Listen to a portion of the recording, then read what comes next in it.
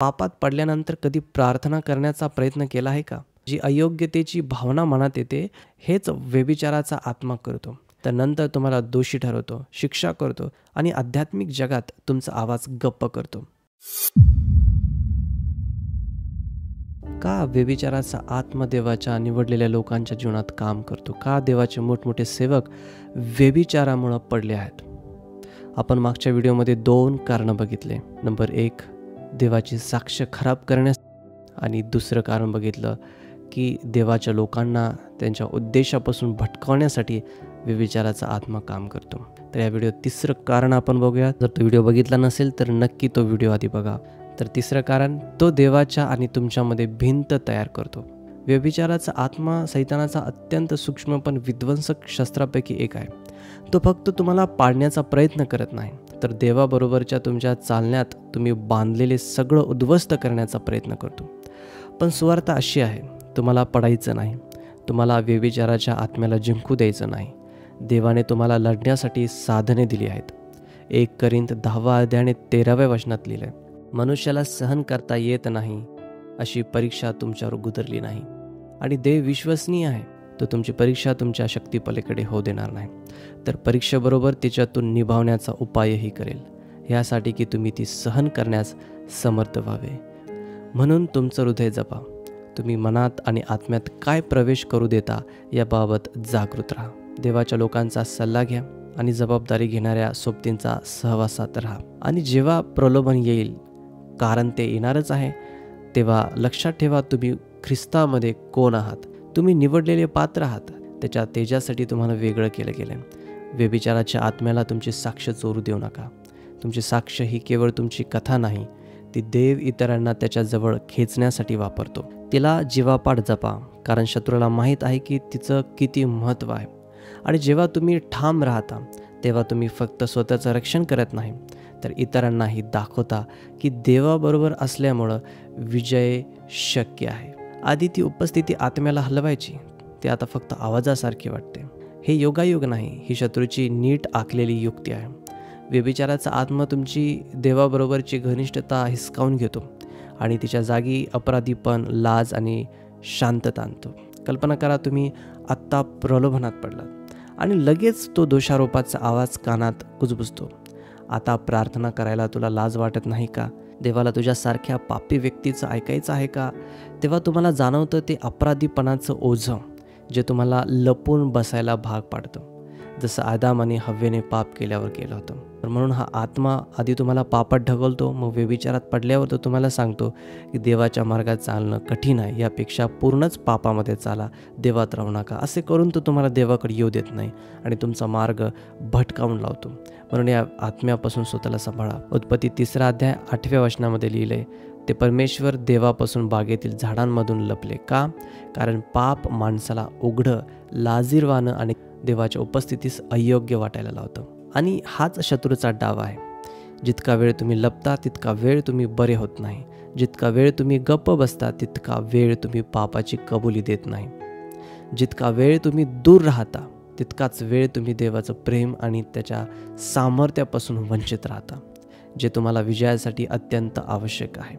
प्रियांनो, या व्यभिचाराच्या आत्म्यापासून वाचा. व्यभिचाराचा आत्मा तुम्हाला असा अनुभव देऊ शकतो की जणू देव लाखो मैल दूर आहे. तुम्ही शंका घेऊ लागता, तो अजून माझ्यावर प्रेम करतो का? मी माफीच्या पलीकडे, क्षमेच्या पलीकडे फार पुढे गेलोय का, की जिथे मला क्षमाच मिळणार नाही? ही खरी बाब नाही. हा शत्रूचा खोटारडा आवाज आहे. यशाया 59 अध्याय आणि 2 वचनामध्ये लिहिलंय, तर तुमचे अपराध तुमची व तुमचा देव ह्यांच्यामध्ये आडभिंतीप्रमाणे झाले आहेत.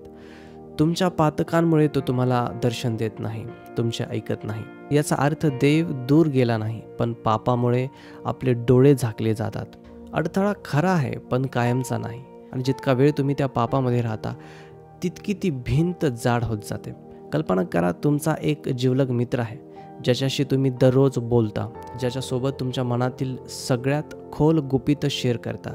पण एके दिवशी तुम्ही असं काही करता जे त्याला खूप दुखावून जातं. तुम्ही त्याचा विश्वासघात करता. मग पुढे काय होतं? फोन येणं थांबतं. तुम्ही त्याला टाळू लागता. सार्वजनिक ठिकाणी दिसला तरी तुम्हाला त्याच्याकडे जायची लाज वाटते. सॉरी असा एक साधा मेसेज टाकायलाही भीती वाटते. जो एकेकाळी अतिशय जवळचं नातं होतं, तो आता थंड आणि दूरचं वाटू लागतं. हेच देवाबरोबर होतं. जेव्हा व्यभिचाराचा आत्मा तुमच्या जीवनात पकड घेतो, फरक इतकाच की या प्रकारात देव कुठेच हललेला नसतो. दूर तुम्ही गेलात. व्यभिचाराचा आत्मा फसवणुकीवर जगतो. तो समाधानाचं आश्वासन देतो, पण आतून पोकळपणा देऊन जातो. तो हळूच फुसफुसतो, फक्त आणखी एकदा, पण तुम्हाला यापूर्वीपेक्षा जास्त रिकामं करून टाकतो. आणि मग तुमच्यावर बोट ठेवून म्हणतो, पहा तू काय केलंस, आता देव तुला नको. पण खरी गोष्ट अशी आहे जी शत्रू तुम्हाला कळू द्यायला इच्छित नाही. रोमकरांसपत्र 8 अध्याय 38 ते 39 सांगतं, जे ख्रिस्त येशूमध्ये आहे असं काहीच नाही जे तुम्हाला देवापासून वेगळं करू शकेल. तुम्हाला जखडून ठेवणारं एकमेव कारण म्हणजे तुम्ही पश्चाताप करून देवाकडे परतायला नकार देणं. मग हा अडथळा कसा दूर कराल? देवापासून पळू नका, उलट त्याच्याकडे धाव घ्या. तुमचे पाप कबूल करा. योहान त्याच्या पहिल्या पत्रात 1 अध्याय आणि 9व्या वचनात सांगतो, जर आपण आपली पापे कबूल केली तर तो विश्वासू आणि न्यायी आहे. तो आपली पाप क्षमा करेल आणि आपल्याला सर्व अधर्मापासून शुद्ध करेल. तुम्ही देवाचे निवडलेले आहात, त्याच्या सैन्यातील एक सैनिक आहात. शत्रूला ठाऊक आहे की जर तुम्ही देवाने दिलेल्या पूर्ण अधिकारात चाललात तर तुम्ही किती मोठं कार्य करू शकता, आणि म्हणूनच तो तुमच्यापासून घाबरलेला आहे. पण खरी गोष्ट अशी आहे की पाप, विशेषतः व्यभिचाराचं पाप, हे कवचाप्रमाणे भेग निर्माण करतं, आणि शत्रू त्या छोट्या भेगेतूनच आत शिरतो आणि जिथे तुम्हाला सर्वात जास्त त्रास होतो तिथे प्रहार करतो.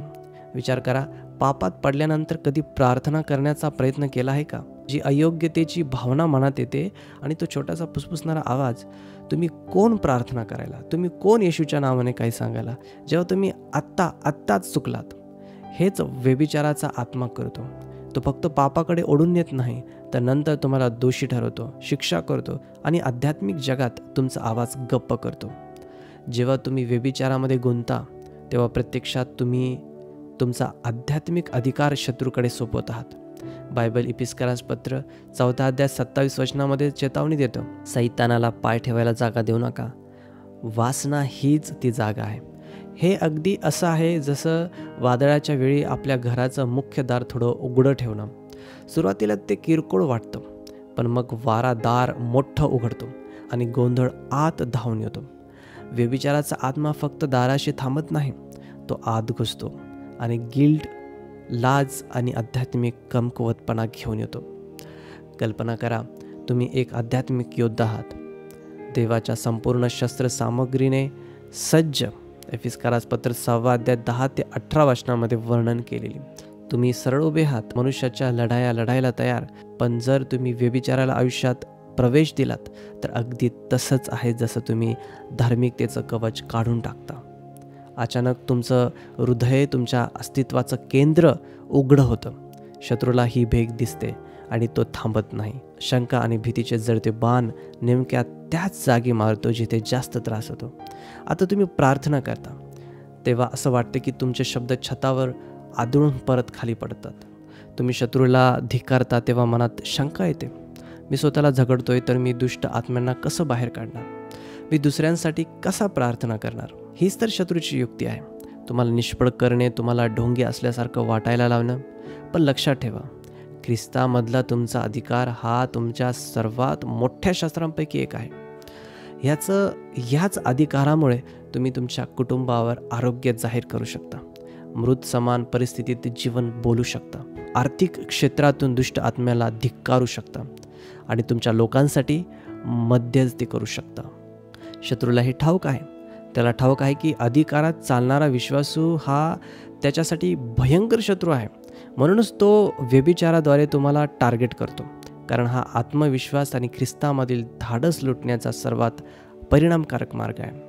विचार करा, एखादं चर्च किंवा सेवा कार्यातील पास्टर जर व्यभिचाराच्या पापात पडला तर त्याचा परिणाम फक्त त्याच्यावर होत नाही, त्याच्या मंडळीवर, त्याच्या कुटुंबावर आणि ज्यांनी त्याच्याकडे आदराने पाहिलं त्यांच्यावरही होतो.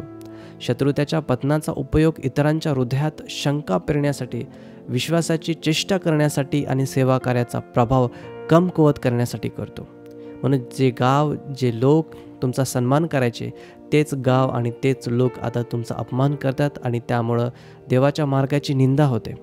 तुमचा व्यभिचार, तुमचं जीवन बघून जे आधी तुम्ही सेवक होते, परंतु आता तुम्ही शिवी देता, आज तुम्ही पापात राहता, वाईट गोष्टी करता, त्याच मित्रात जाता ज्याला तुम्ही अगोदर सोडलेलं होतं, तुम्ही देवाच्या बदनामीचं कारण बनता. मग उपाय काय आहे? उपाय आहे देवाकडं वापस येणं, पापात राहणं नव्हे. पण ही फक्त सेवकांची बाब नाही. तुमच्या व्यक्तिगत जीवनातही तुमचा अधिकार महत्त्वाचा आहे. कदाचित तुम्ही पुलपीटवर उभे राहून प्रचार करत नाही, पण तुमच्या प्रार्थना, तुमचे वचनं आणि कुटुंब समाजातील तुमचा प्रभाव यांना वजन आहे. व्यभिचार हाच आवाज गप्प करण्याचा प्रयत्न करतो, पण तुम्हाला त्या कमकुवत अवस्थेत कायम राहायचं नाही. तुम्ही तुमचा अधिकार पुन्हा मिळवू शकता. याकोब 4:7 आपल्याला मार्ग दाखवतो. देवाच्या अधीन व्हा, सैतानाला विरोध करा आणि तो तुमच्यापासून पळून जाईल. देवाच्या अधीन होणं हे पहिलं पाऊल आहे. म्हणजे जिथं तुम्ही पडला आहात ते मान्य करणं, मनापासून पश्चाताप करणं आणि त्याच्याकडून शक्ती मागणं. जरा कल्पना करा, एखादा सैनिकाचं कवच जर खराब झालं असेल तर तो काय करतो? तो ते फेकून देत नाही, तो शस्त्रागारात घेऊन जातो, दुरुस्ती करवतो आणि पुढच्या युद्धासाठी तयारी करतो. तुम्हीही तेच करा. तुमचं तुटलेपण देवाकडे घेऊन जा, त्याला ते दुरुस्त आणि पुनर्संचयित करू द्या. मग पुन्हा शस्त्रसज्ज व्हा आणि लढाईत उतरा. कारण तुम्हाला पराभवात जगण्यासाठी निवडलं गेलेलं नाही, तुम्हाला विजयात चालण्यासाठी निवडलं गेलं आहे. व्यभिचाराचा आत्मा तुम्हाला कमकुवत करण्याचा प्रयत्न करेल, पण तुम्ही ख्रिस्तामध्ये घट्ट उभे राहिलात तर तो तुम्हाला कधीच पराभूत करू शकत नाही. पुढच्या वेळी प्रलोभन तुमच्या दारात टकटक करेल तेव्हा स्वतःला आठवण करून द्या, तुम्ही कोण आहात. ठामपणे जाहीर करा, मी देवाची संतान आहे, येशूच्या मौल्यवान रक्ताने विकत घेतलेलं आहे. माझं शरीर पवित्र आत्म्याचं मंदिर आहे आणि मी ते अपवित्र करणार नाही. तुमच्या प्रार्थनांवर, मध्यस्थीवर आणि प्रभावावर कित्येकांचं जीवन अवलंबून आहे. तुमचं कुटुंब, तुमचा समाज, तुमचं देह व्यभिचार ह्या किमतीसाठी योग्य नाही. उठा, तुमचा अधिकार पुन्हा मिळवा आणि देवाने तुम्हाला दिलेल्या सामर्थ्यात चालायला सुरुवात करा. तुमचं फक्त तारण झालेलं नाही, तुम्ही विजेते आहात. तुमच्या अधिकारासाठी लढा आणि कशालाही, अगदी व्यभिचाराच्या आत्म्यालाही ते तुमच्यापासून हिरावून घेऊ देऊ नका.